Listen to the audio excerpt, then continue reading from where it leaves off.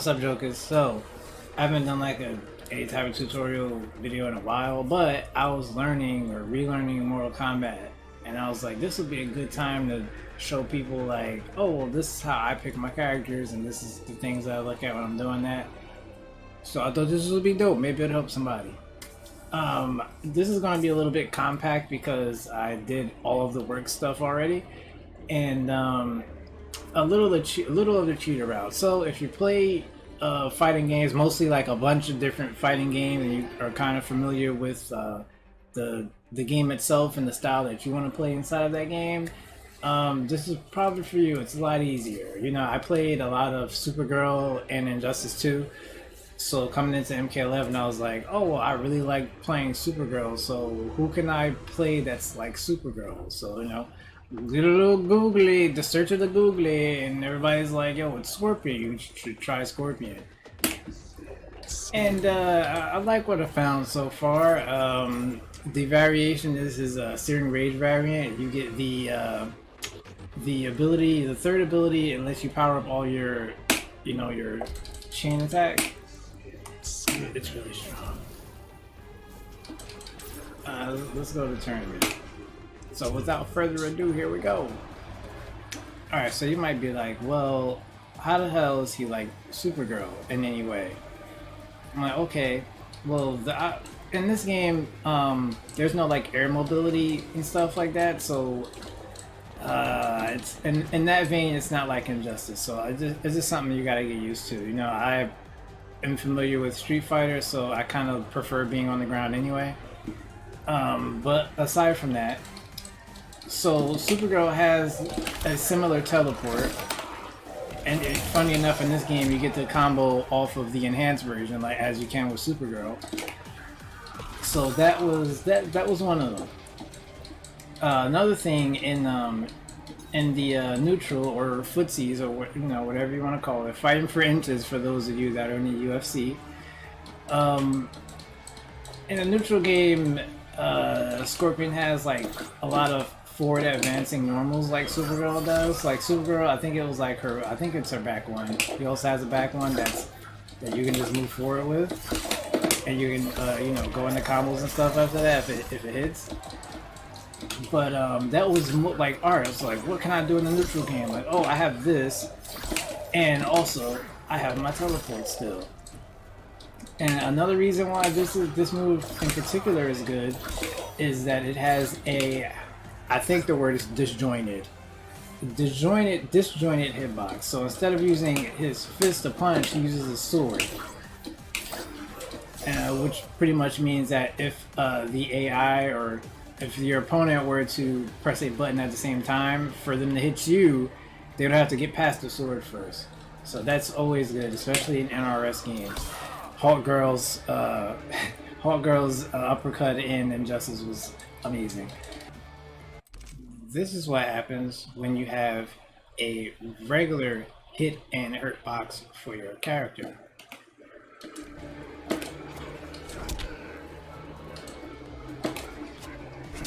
They trade. Sometimes, depending on the move and the situation, trades can be in your favor or out of your favor.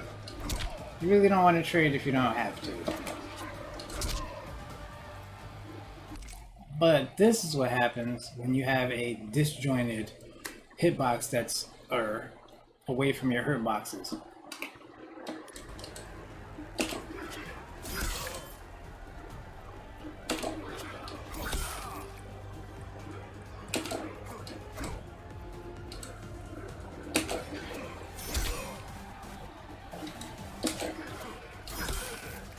Now, as you can see, if you space it poorly and you're too close, you can still get the trade, and you don't want that. But in neutral, you're usually trying to hit from the max range you can hit from to avoid that problem. And one more thing, because I almost forgot. So Supergirl, she had her laser beam was her power in Injustice 2. Now Scorpion does not have laser beam, but you do have your spear. And while it's not like the super projectile that the laser beam was, it's still pretty solid. as well as you can see and as you know, it goes full screen. If you get a hit, pulls them in. It also side switches, so if you're in the corner, you know, you can do a combo and then if you're stuck in the corner, you don't know how to get out, you can just, wow, I am bad at this game. If you're stuck in the corner and you don't know how to get out, you can just do a combo and a spear, and now you're switch sides, they're in the corner. You know, things like that. But also the meter burn gives you a setup for a combo, whereas, you know, in older Mortal Kombat, when you get a spear, you automatically get a combo. But I'm okay with this. I'm okay with this trade-off.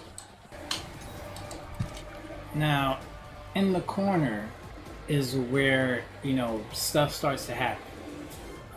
Just going back to Supergirl. When Supergirl gets you in that corner, she can hit you with a low into her frost breath. She has her overhead.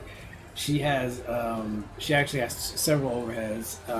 That's all she wants to do is make you mess up and do some real damage in the corner with her resets.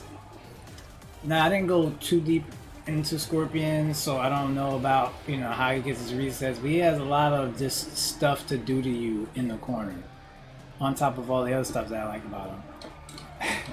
So, especially in this variation, because that's an overhead, so a lot can come out of this, because especially if you know this, his 3-4 string is really solid and it's safe. Like, they can't punish this when they block it. And, you know, it pushes you out, it's safe.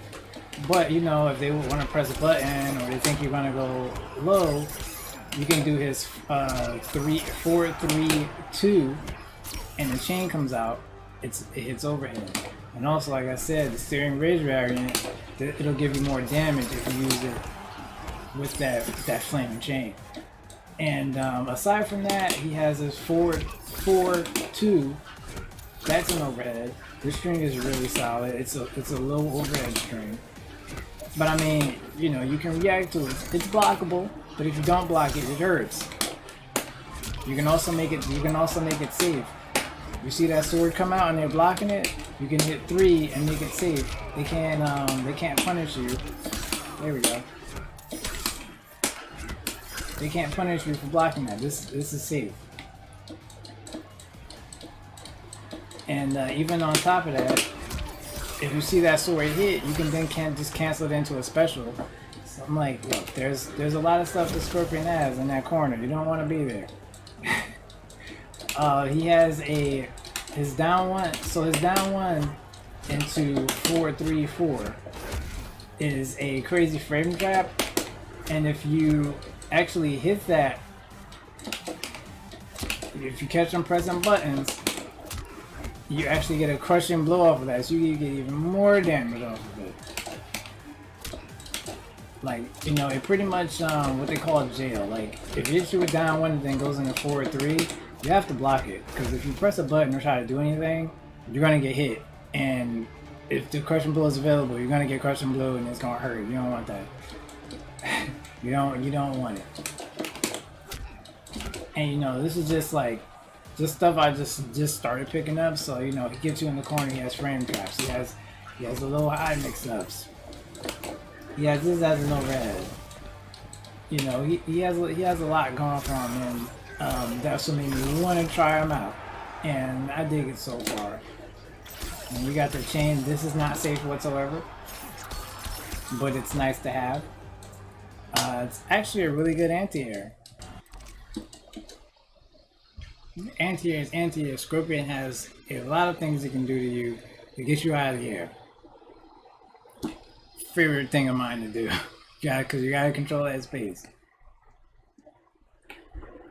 Now it's MK, so everybody knows, you know, the Mortal Kombat uppercut, right? It's been here since MK1. Bam, knock him in the pit, right?